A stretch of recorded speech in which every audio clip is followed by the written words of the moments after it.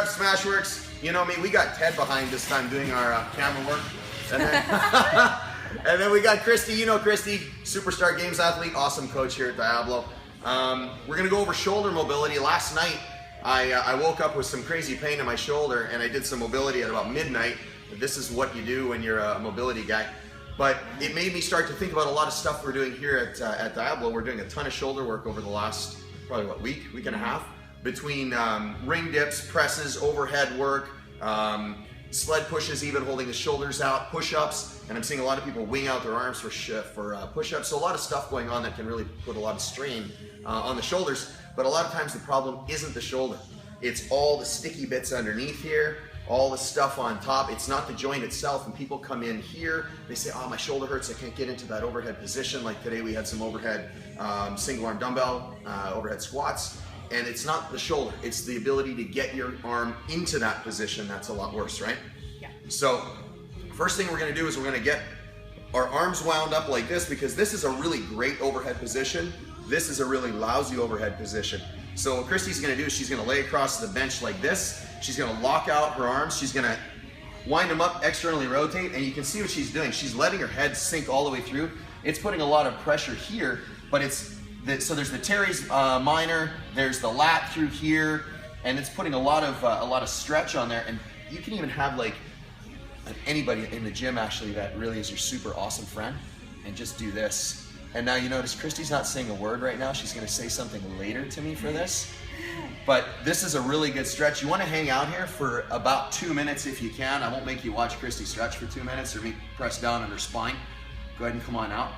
But that's a stretch that's really gonna let you recover a lot of that overhead position, right? So that's number one. Number two is, she's gonna get in this, we're gonna do this one. So this is gonna hit the tricep. So think about the tricep as basically the hamstring of the arm. So if you look at what she's doing, she's putting a good amount of tension on the band. And what it's doing is this is acting like a fulcrum. She's planting her arm here. This is gonna be a little bit internally rotated, and it's really leveraging that elbow up and over the shoulder. So it's opening up two things. It's opening up what's called the Serratus Anterior. So come on around here for a second, Ted.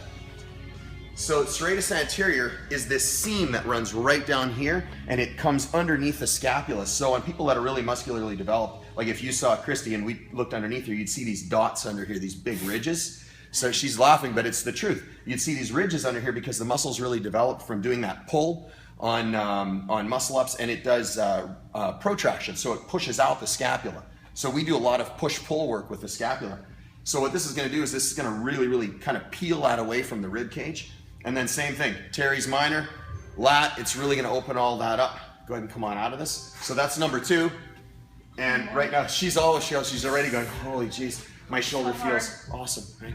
This is the last one. So this is like, imagine you're being led down the hallway by a police officer. This is how you're gonna be. So she's gonna internally rotate, and she's gonna bend that elbow, and you want this high. So you're gonna have this at least head height, because pulling this way isn't gonna do anything. I want that really cranked up. And right now she's making a really good face. What I'm gonna do is sneak under here. This is really cool, check this out. She's gonna turn her head. Oh, it's so much worse when you turn your head, because you have this cervical thoracic fascia, comes into the thoracodorsal fascia too. So it's this like papery tissue between all the muscle, and this puts tension on it all the way down here. And I guarantee you when I had her turn her head, feels so much more down through here, right? So she's gonna camp out in this too for about 2 minutes. Come on out of this. But check this out, it's so gnarly, so gnarly. So Christy says she has a bad shoulder. She doesn't have a bad shoulder, she just needs mobility. But look at this, she's gonna turn this way. I want you to take this hand, put it behind you. So we'll just do a quick check. Bring this out away from the body as far as you can. Okay, good. Now put that back down. Now do this one. Now bring it away from the body. So you guys see the difference? Bring that down. Does it feel different? Yeah. A little bit. So what you're getting is, this shows your internal rotation. It's an easy test you can do at home all on your own. If you do this and you're like, yeah, check out my internal rotation, and that's all you have, you need to do these stretches, because this is where you're supposed to be, because that internal rotation is what comes into play when we do our muscle up. We come in with the rings. It comes into play when we do our pull-ups. It comes into play anytime the bar is being used. Anytime we come overhead, we go like this. But if you look at a lot of the Bulgarian lifters, they're doing a lot of external rotation when they punch out the bar. So when you get to the top of that punch out, you're not trying to wind the bar up, you're punching it out. When you punch it out, what do you think you're doing? External rotation to punch that bar out. So you need to have that mobility. Do these 3, get the homework done. Christy, Ted, Trev, SmashweRx, have an awesome day. I'll see you tomorrow.